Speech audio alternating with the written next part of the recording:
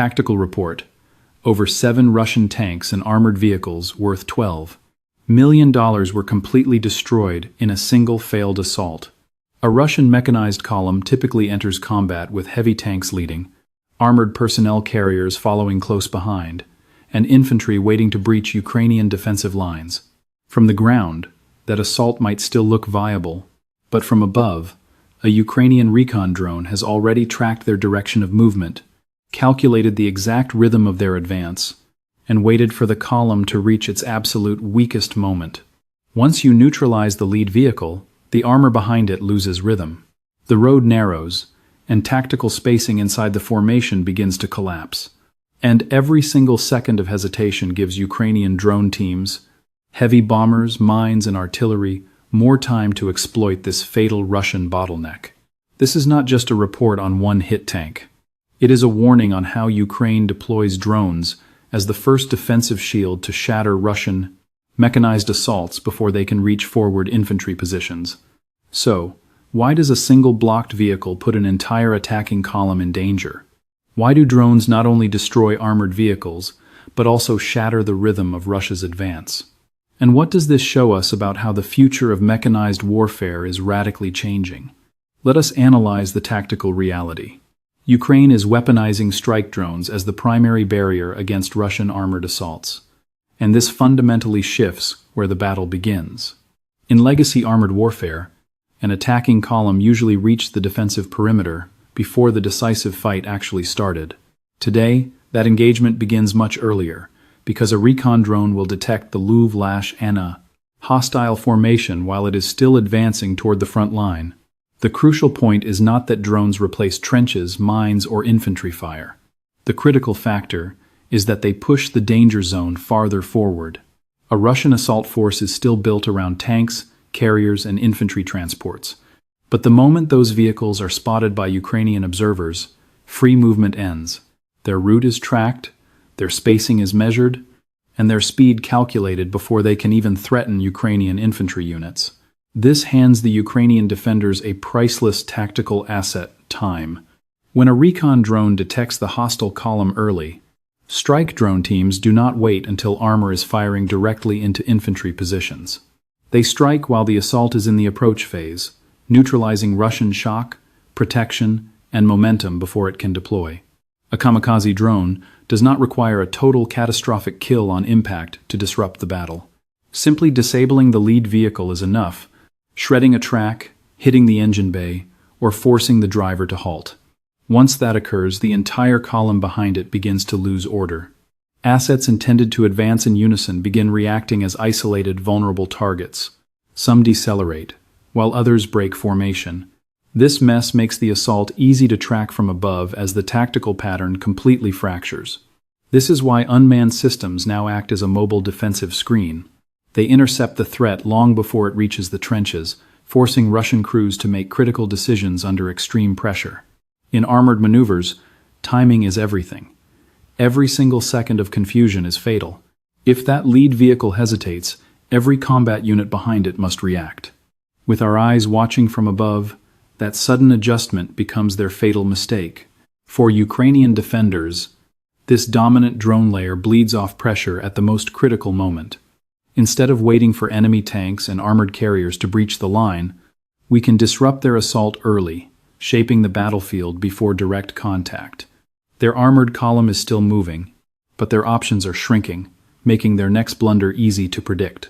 That is where we spring the trap. Look at how we build this defensive layer. The highest value Russian asset in the column becomes our primary target, the heavy lead vehicle sent to carve a path through our minefields. Moscow relies heavily on mine-clearing armor, because a solid minefield will halt a mechanized push before it even begins.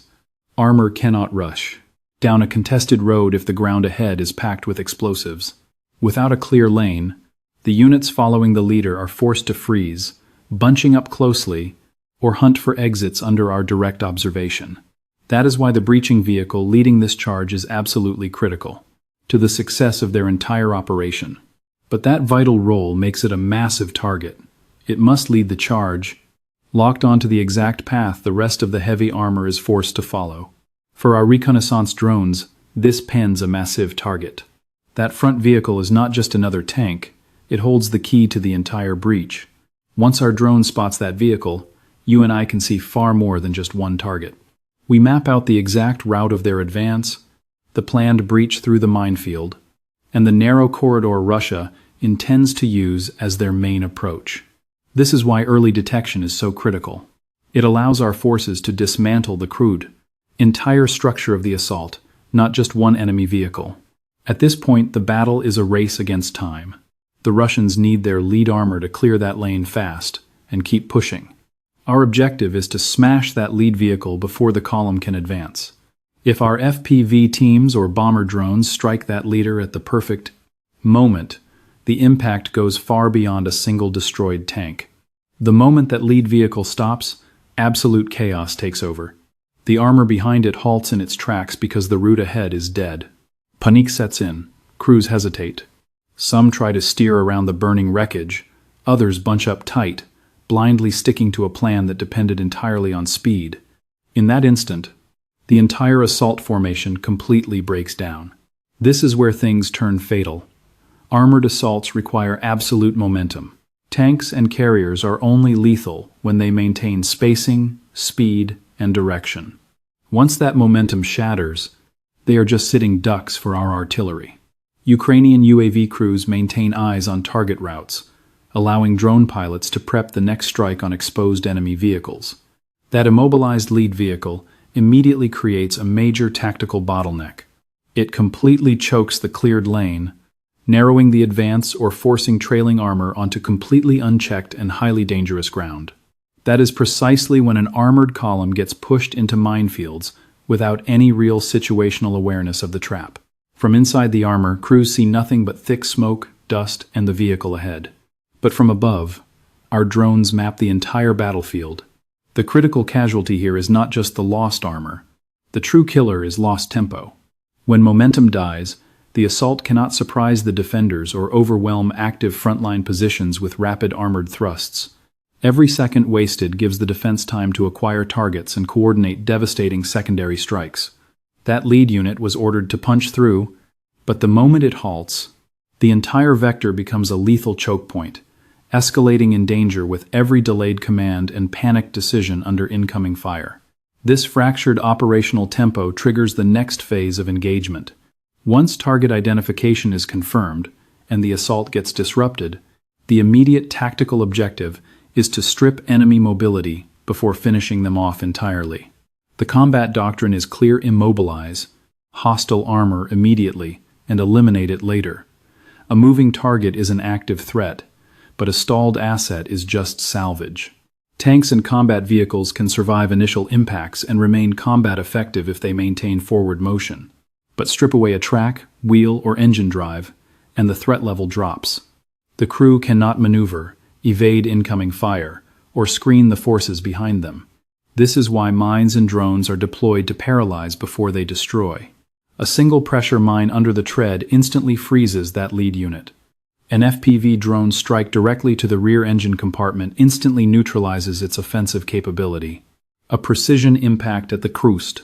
Turret ring sparks catastrophic fires, forcing the crew to abandon mission before reaching their objective. Once an enemy vehicle is pinned down, it loses its prime survival asset mobility. Heavy plating deflects, shrapnel and direct hits, but it cannot hide a stationary target from overhead drone surveillance. Unprotected terrain offers absolutely zero cover from precision strikes. Established roadways become death traps with highly predictable vectors. Even dense tree lines fail to protect armor that is visible to thermal sensors from above. Furthermore, a knocked-out machine immediately fractures the discipline of accompanying crews. Trailing units hesitate, hunting for alternate routes or freezing while they await commands. This hesitation creates clear target indicators for active drone teams.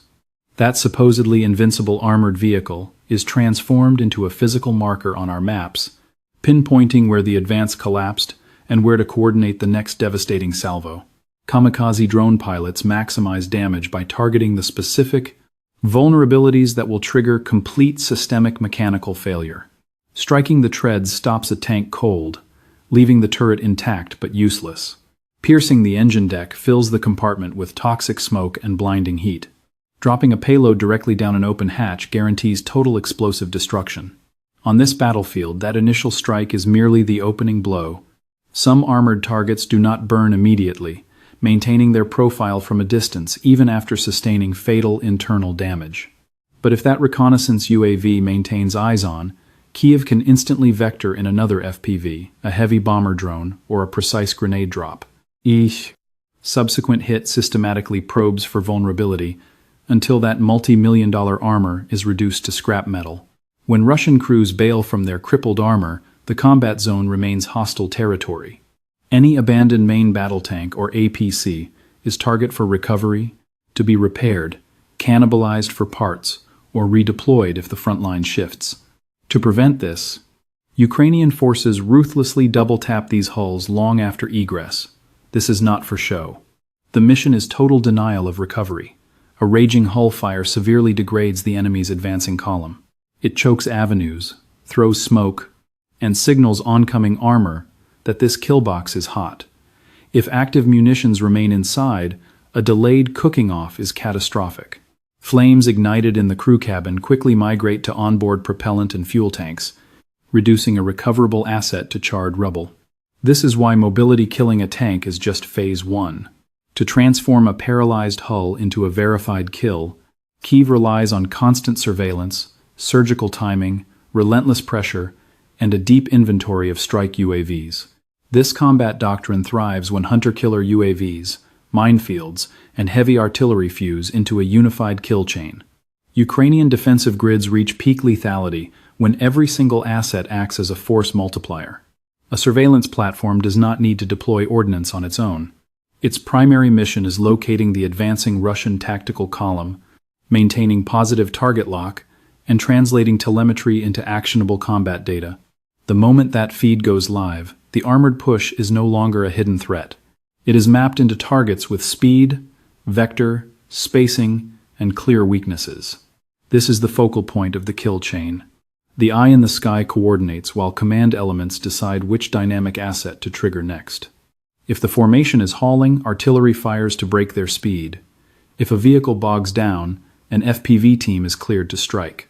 Once an asset is cornered, a heavy bomber UAV moves in to close the kill. Tactical success relies not just on the impact, but on the persistent surveillance that keeps the enemy pinned. Indirect fire is exponentially more lethal here, as guns are no longer blind-firing grid squares. With live UAV tracking overhead, battery crews adjust fire coordinates on moving armor. A cluster strike does not require total kinetic annihilation. It forces armor to drop speed, expand spacing, break column, or disperse off-road. FPV squads then deploy to pick off targets. These tactical units excel when target vehicles are crawling, funneled into strict choke points, or already heavily damaged. A seasoned pilot directs the payload directly into vulnerable weak spots rather than wasting ordnance on heavy frontal plating. This elevates a simple explosive quadcopter into a precision weapon. It is a steered munition targeting a critical vulnerability.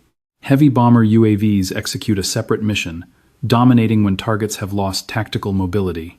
An MBT with open hatches, an infantry carrier halted near tree lines, or a crippled hull stranded on open roads are prime targets. Their chief asset is persistence. They loiter for clean angles, then drop heavy payloads, directly where armor protection is virtually non-existent. Tactical minefields are fully integrated into this kill loop, not just static passive barriers. A single track mine halts the lead hostile vehicle, completely blocking the path behind it. That detonation buys the critical time our drone crews need to maintain surveillance. Heavy artillery must dial in, while FPV teams target the next exposed armor. Look closely, and we see why Ukraine's network beats any single drone. Recon spots the target. Mines and artillery stall the column, letting FPV drones strike vulnerable spots. Bomber drones finish the remaining threats. Together, they turn enemy speed into exposure and pressure into pure chaos. We defeat these assaults not with one weapon, but by seamlessly handing targets down the kill chain. The psychological toll of this defense matches the brutal tactical reality. Hostile armor crews face much more than the weapon striking them. They operate knowing every movement is watched, and every single pause invites a lethal follow-up strike. Once panic penetrates their ranks, decision-making slows down and defensive spacing falls completely apart. Make no mistake, this system is not operating in uncontested skies. The enemy deploys heavy electronic warfare, reinforced armor, and advanced battlefield deception, forcing Ukrainian forces to constantly adapt how they guide, time, and deliver every single strike. Enemy electronic warfare remains our toughest obstacle, directly severing the critical link between the pilot and the aircraft. An FPV drone might close in on target, but if feed drops in the final seconds, precision is lost. The craft drifts, misses its angle of attack, or crashes before detonation. Often, pilots must abort the initial run and hunt for a safer entry point. Here, you and I see this as far more complex than cheap drones versus heavy armor. Hostile forces deploy mobile jammers to shield columns, fortified strongpoints, and routes highly vulnerable to aerial pressure. These defenses cannot guard every asset, but they make every incoming strike vastly more difficult. For our forces, spamming the skies with more aircraft is not the solution. We must evolve our tactics, because every aborted run gives hostile crews valuable time to seek cover. A major tactical shift is deploying fiber optic FPV systems. Since telemetry travels along a physical spool rather than standard wireless frequencies, these specialized drones completely bypass enemy jamming. They are not flawless, facing clear constraints in range, payload weight, and maneuverability. Yet, inside heavy electronic warfare zones, this gives our pilots rock-solid control right up to the point of impact. When the mission dictates, our units also deploy much simpler methods. A standard quadcopter can hover directly over immobilized armor, dropping a payload from a highly secure angle. This method is far slower than an FPV strike, but it is highly effective against static targets or those with exposed open hatches. In these scenarios, calculated patience is far more lethal than raw speed. Pilot mastery remains the deciding factor. Elite operators must read the target, terrain, and radio interference simultaneously. Often, the optimal path is a low-altitude run directly into the rear exhaust. Other times, it is safer to climb high, hover, and drop from above. Frequently, the pilot must bypass heavy frontal armor to hunt for gaps in cage defenses. That is why structural vulnerabilities matter. The hatch, the rear engine deck, the turret ring, and seams in reactive armor are far more critical than the vehicle's thickest frontal plating. Impacting thick frontal plating head-on is a wasted strike. But a precise hit to a vulnerable seam sparks fires and internal damage that turns the battle. Electronic warfare cannot completely clear these drones from the skies. It forces tactical discipline. Our recon assets must maintain constant eyes. FPV teams must calculate strike vectors. Bomber drones must wait to drop payloads. Artillery batteries must coordinate directly with this live feed. Under this immense friction, combat shifts from single dramatic actions to calculated control, patience, and precise timing. When our forces maintain total eyes, deployed with sufficient drone counts and elite pilots, even the newest Russian armor is hunted down if exposed. Even advanced Russian combat platforms like the T-90M are stripped of safety the moment they linger under our surveillance. A main battle tank might shrug off the initial impact and seem recoverable. But when our hunters maintain their pursuit, the threat never clears. A second hit destroys mobility. A third sparks a catastrophic internal blaze. The next strike detonates onboard ammunition, fuel cells, or vulnerable internal components. Do not mistake this. Heavy armor is not obsolete. It survives when deployed with speed, masking terrain, infantry screens, smoke, electronic countermeasures, and dedicated recovery squads. But all tactical protection crumbles when a vehicle is isolated and targeted from the sky. Modern armor is designed to withstand heavy kinetic impacts, but it cannot survive sitting exposed while hostile drone crews systematically exploit every weak seam. This is exactly why the T-90M is a warning. It proves that raw modernization cannot solve today's tactical crisis. Advanced composites only buy time. Added cage armor merely delays destruction. But once mobility is lost under constant observation, the mission becomes a lethal countdown. The longer that target sits exposed, the more opportunities our operators have to find a fatal angle. Our drones are pushing deep past the forward line, targeting vital enemy ammunition depots, tactical command posts, and communication nodes, radar arrays, air defense batteries, rear logistics hubs, and hostile drone nests. These structural targets lack the fiery drama of a burning tank, but they cripple enemy capability long before their assault units even deploy. Enemy thrusts require far more than just armored hulls. They need fuel reserves, heavy ammunition, communications networks, air defense umbrellas, and functional command nodes. When we neutralize these rear echelon assets, the frontline pressure drops dramatically hours later. Their assault columns arrive starved of supplies, lacking critical protection, with fractured command loops. This is why uncrewed aerial systems are the absolute center of our defense. They do not replace ground forces, armor, or tube artillery. Infantry still secures territory. Armor still delivers shocking kinetic breakthroughs. Artillery batteries still pound the grid, but drones now pinpoint the targets, correcting our fire, confirming hits, and cheaply destroying multi-million-dollar Russian equipment across the entire depth of the theater. Unmanned systems do more than kill tanks. They restructure how we detect, prepare for, and shatter hostile assaults. Mechanized maneuvers have not vanished from this battlefield, but the rules of engagement are rewritten.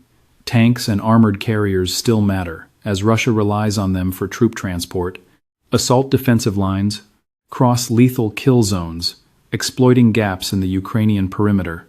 But every heavy armor advance runs into an airspace saturated with eyes, where mines, artillery, FPV combat drones, and electronic warfare dictate every tactical movement. Moscow will counter with high-power electronic jamming, heavy smoke, decoys, dispersed formations, counter-drone squads, and rapid recovery teams. Kyiv will counterattack with fiber-optic FPV, drone-dropped mines, superior tactical reconnaissance networks, and deep strikes targeting enemy radar, air defenses, supply chains, and command hubs. These upcoming engagements will not be decided solely by raw armor numbers. Victory goes to whoever detects first, strikes faster, and maintains a flawless kill chain under fire. Combat is not merely tracked by burning metal or minor redrawn borders. This is a brutal lesson in how lethal technology, tactical command, and soldier lives collide on the modern front. You and I must study these operations to grasp the devastating price of brutal conflict, and why peace on this earth is never a guaranteed luxury. If this intelligence briefing helped you decode the evolution of modern combat, make sure to like, share, and subscribe to Military Force for direct tactical reports on weaponry, ongoing battles, and the strategic shocks shaping our world.